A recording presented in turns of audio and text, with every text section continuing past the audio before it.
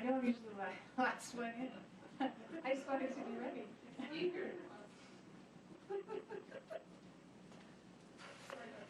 Oh no, I'll hear.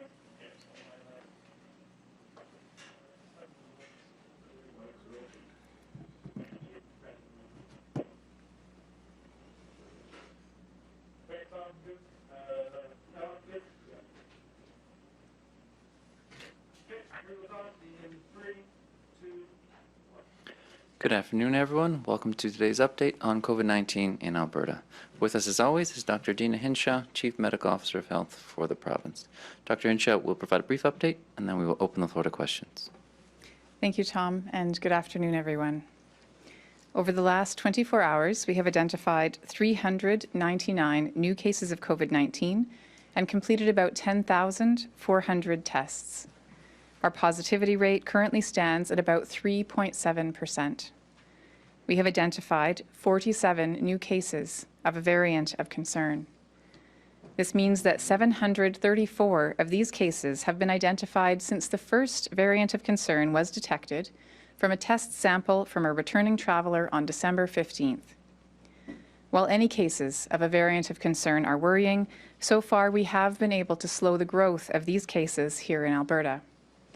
In the past 6 weeks, the percentage of all of our cases has risen somewhat, from about 3% of all active cases in late January to about 9% of active cases today. Having said that, in other jurisdictions, they have seen a much more rapid growth of variants of concern as a proportion of all COVID cases, going from 3 to 4% to well over half of all cases in just 6 weeks. This means that our health measures, both the overall restrictions as well as the targeted measures for variant cases, are working to slow the growth, and if we continue to work together, we can continue to limit the spread. Looking to schools, there are active alerts or outbreaks in 259 schools, or about 11% of schools in the province.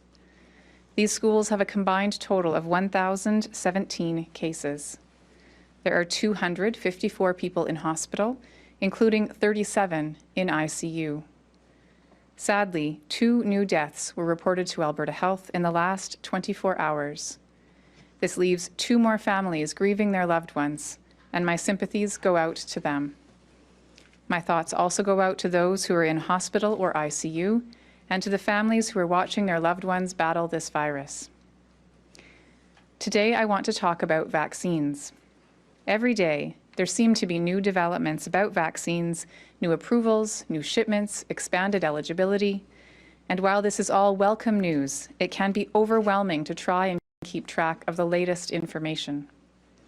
To date, we have administered close to 309,000 doses of vaccine in our province. This includes more than 91,000 Albertans who have been fully immunized with 2 doses. I'm pleased to report that so far, close to 138,000 Albertans over the age of 75 not residing in continuing care or designated supportive living have been vaccinated or have appointments to be vaccinated. This is great news, and will go a long way in protecting those who are most vulnerable to severe outcomes from this virus. Today, we opened up appointments for the AstraZeneca vaccine to Albertans born in 1957 and First Nations, Métis or Inuit individuals born in 1972. As we anticipated, AHS has experienced high demand for appointment bookings since launch at 8 o'clock this morning. As of 2:30 p.m., more than 11,500 eligible individuals have already booked their AstraZeneca appointments, including 1,800 through 811. Immunization appointments continue to be available in all AHS zones. As you know, we're receiving 58,000 doses of this vaccine this week, and booking is rolling out 1 birth year at a time. Beginning tomorrow at 8 a.m., we will open up AstraZeneca appointments to Albertans born in 1958 via the AHS online booking tool and HealthLink. First Nations, Métis or Inuit individuals born in 1973 will also be able to book via 811. Individuals who were eligible today will retain their eligibility, and we will be adding this additional birth year so there will be 2 years eligible tomorrow. We will continue booking eligible Albertans as AstraZeneca supply allows. We anticipate demand and 811 call volume will remain high in the coming days. If you can, we recommend that you book online. You can also try booking during off-peak hours to avoid the rush. I would like to acknowledge that rolling out all COVID-19 vaccines has been a mammoth logistical undertaking. And I want to thank the AHS teams, including Information Technology, HealthLink, Public Health and Immunizers, as well as pharmacies, for making this work possible.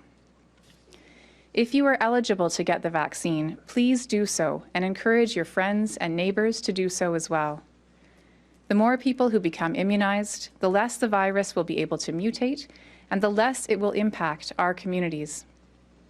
In the meantime, as our vaccine supplies increase and all of us get closer to receiving a dose, please continue to follow public health guidelines in any activities that you do. Even if you have been vaccinated with 1 or 2 doses, all public health orders in place still apply. I know it can be tempting to let your guard down after immunization, but we need to better study and understand the effectiveness of the vaccines in preventing transmission, including asymptomatic and variant transmission, before we can safely alter our policies. We will continue to provide updates on our immunization program here at home and any emerging evidence from around the world that relates to vaccine safety or efficacy. And we will update our guidance as soon as we know it is safe to do so. Thank you, and I'm happy to take any questions. All right, we'll go to the phone now. Operator, could you put through the first caller, please? First is Kevin Nimick with CTV Calgary. Go ahead, Kevin. Hi, Dr. Hinshaw. What safeguards are in place to make sure people aren't getting the AstraZeneca vaccine when they might have serious chronic conditions? Is it an honor system? I want to be clear that the AstraZeneca vaccine is not unsafe for individuals who have chronic conditions. We wanted to be able to offer those individuals the Pfizer or Moderna vaccine based on the NACI recommendations, and those individuals will be eligible, we anticipate, in early April. But if an individual who has a chronic condition wishes to receive AstraZeneca and they're in the appropriate age group, they could choose to do so. There is no requirement to prove that an individual is healthy if they wish to receive AstraZeneca vaccine, and again, they are in the eligible age group. Follow-up, Kevin? Yeah, are there particular conditions that you're concerned about that one vaccine might work better with than another? We're really looking at the National Advisory Committee on Immunization statement, which said, again, when we're looking at the timeline people may have to wait before they get vaccine, that we wanted to be able to offer those Pfizer and Moderna vaccines to those who are older. Again, that's the 2A that's starting next week, and those who have chronic conditions, which we anticipate will be starting in just a few weeks' time. However, we know from the trials that were done in AstraZeneca and from what we've seen in the UK, AstraZeneca vaccine is not dangerous for an individual to receive if they do have a chronic health condition. So again, people just need to be weighing the options that they have and making the best decision that's right for them. Operator, could you put through the next caller, please? Next is Julia Wong, Global News. Go ahead, Julia. Hi, Dr. Hinshaw. Bookings for the start of 2A are supposed to start on Monday. However, we called some pharmacies in Edmonton today and found several are already booking for this particular age group. So is the province aware this is happening? Are there consequences for starting bookings earlier than what have been outlined by the province? And what do you say to Albertans who had been waiting to book and now are finding out that others are able to do so prematurely? It's really important to know that the pharmacies that are currently participating in the immunization program have been given Pfizer vaccine. The reason this is important is that Pfizer vaccine can be stored for many months at ultra-cold storage temperatures, and it can safely be stored for several days at refrigerator temperatures, but only for several days. And so we have been encouraging Albertans 75 plus to book at pharmacies. There are still available appointments, but we've also indicated to pharmacies that if they have doses of vaccine that will be expiring, that they should be using those so that we don't waste that product.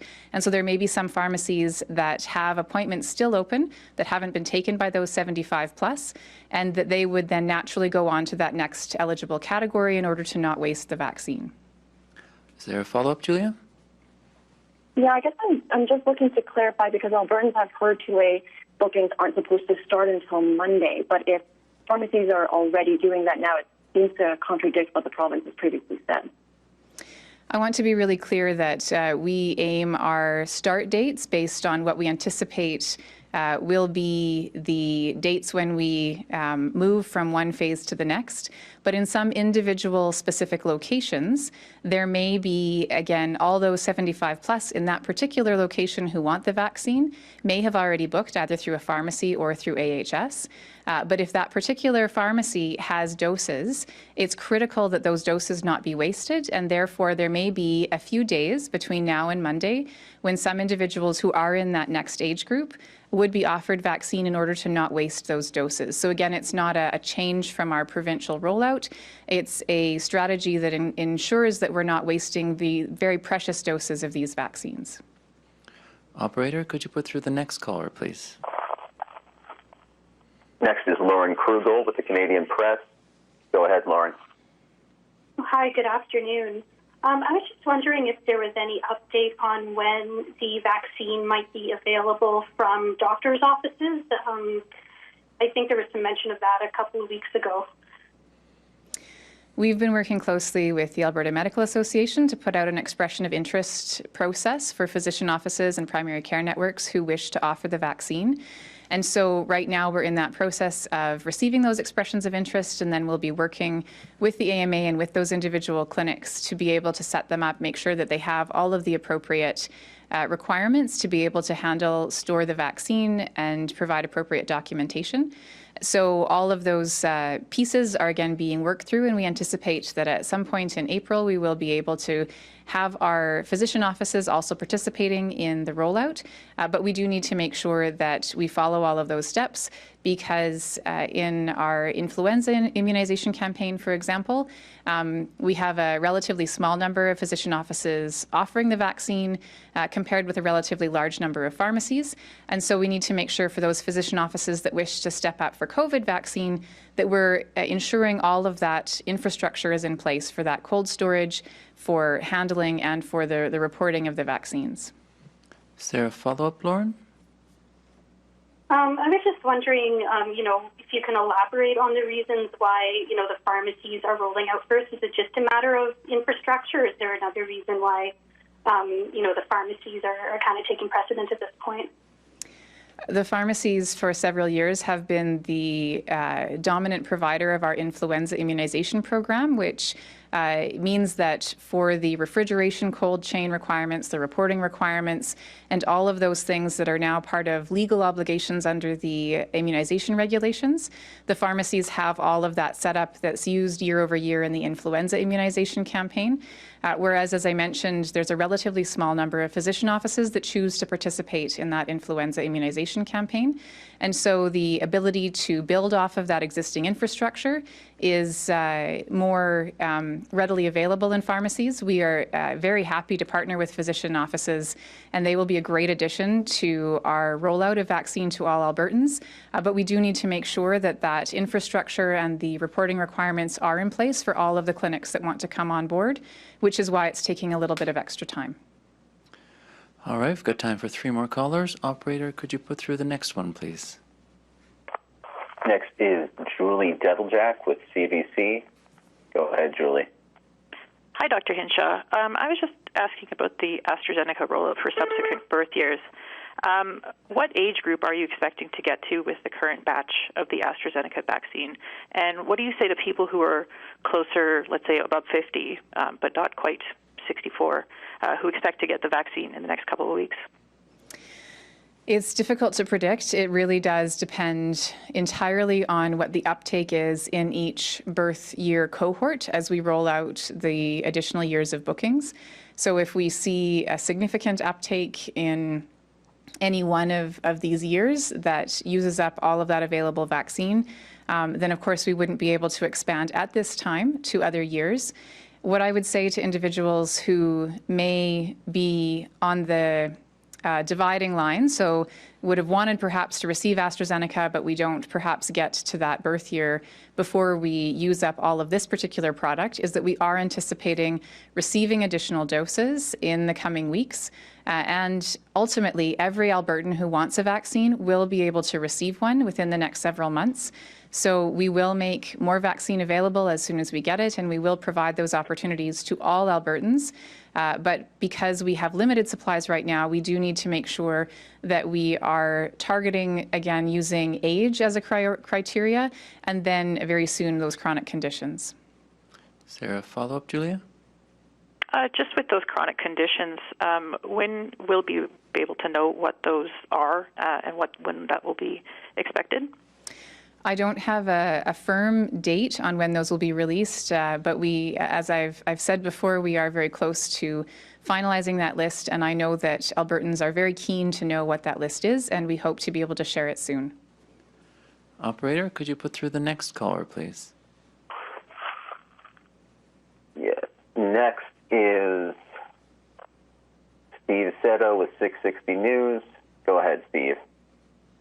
Thanks for taking my question. I was just wondering if there are any concerns that people may not be booking for AstraZeneca because of its efficacy rate and people wanting to wait for a Pfizer or Moderna shot, and could that increase concerns because of AstraZeneca's expiry date?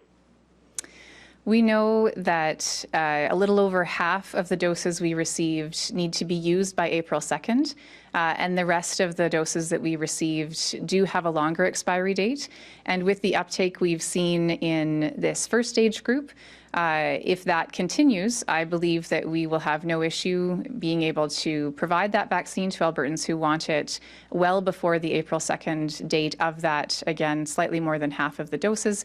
And we do have that longer time interval for the other batch. With respect to whether or not Albertans might be waiting for an mRNA vaccine, the Pfizer or the Moderna, it's difficult to say. I do think that we have good evidence, certainly real-world evidence out of the UK, that the AstraZeneca vaccine is effective at preventing severe outcomes in the individual who receives it. So I would encourage Albertans who are eligible for a vaccine to, again, look at the options and then choose the vaccine that they're able to get as soon as they can. And again, there may be some who only have to wait a few weeks for the Moderna or Pfizer and wish to wait, but others who may have to wait several months. The AstraZeneca vaccine does provide that protection for those 2 months with, otherwise they would have had to wait. Is there a follow-up, Steve? Yeah, I was just wondering what kind of results you would need in order to for people to get maybe an AstraZeneca dose first and then maybe a second dose of Pfizer or Moderna, being that it has been extended between those two dose shots.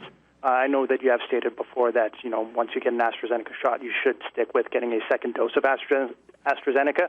But what would you need to see in order for that to change? There are studies underway in the UK right now where they're looking at people who receive a first dose of AstraZeneca and a second dose of Pfizer or vice versa. And those studies will be very, very helpful to be able to determine what the outcomes are of people who receive different types of vaccine for their first shot and their booster. Once we have the results of those studies, we'll be able to make better decisions with those outcomes about how we can offer that second dose to individuals, and we'll be able to offer, again, more information to people once those studies are available. Operator, could you put through the final caller, please? Final question is Elise Stolte with the Edmonton Journal. Go ahead, Elise. Thanks. Hi, Dr. Hinshaw. Can you outline what further outreach Alberta Health is doing to reach seniors currently eligible for the vaccine? One community nonprofit executive just wrote me saying she's found 5 seniors since Thursday who were not aware that they were eligible. Many think AHS has a list and they're waiting for a phone call. Thank you for the question. We have been working with our partner ministries of seniors and housing as well as Alberta Health Services to try to get the word out through community agencies and other organizations that serve seniors. It's unfortunate if some believe that they need to wait for a phone call, so I can certainly take that back and again work with our partners to continue trying to ensure that people are aware that the vaccine is available to those 75 and older. And if there's anyone who has challenges such as mobility issues or who needs supports, all of those supports, again, we are working with partners to be able to provide those to individuals who need it. So this is an important observation. And again, we'll make sure that we're continuing to work with those partners to try to reach all Albertans who are eligible for vaccine. Is there a follow-up question, Elise? Yeah, we know that in many jurisdictions, Black and Indigenous people are more likely to mistrust the healthcare system and to decline the vaccine. To what extent is your team relying on general outreach to reach this population versus funding and equipping trusted community health professionals within the community to do this work? It's a critical question, and we are working very closely with leaders of Indigenous organizations, First Nations leaders, Métis leaders, and ensuring that we are supporting them and working in partnership because the really trusted voices are going to come from within the community itself. With respect to other visible minority groups, again, we have been having some conversations with some of the outreach teams that have been supporting outreach in general kind of COVID precautions to different communities, and that will be we will be enhancing those activities to work with partners who can help us to provide reliable information to different communities who may have historical reasons for not having trust in the establishment, and we want to partner with organizations that serve those communities to make sure that that reliable information is available to them and that any barriers to receiving the vaccine can be mitigated. Thank you all for joining us. Dr. Hinshaw will provide another update tomorrow afternoon. Have a safe night.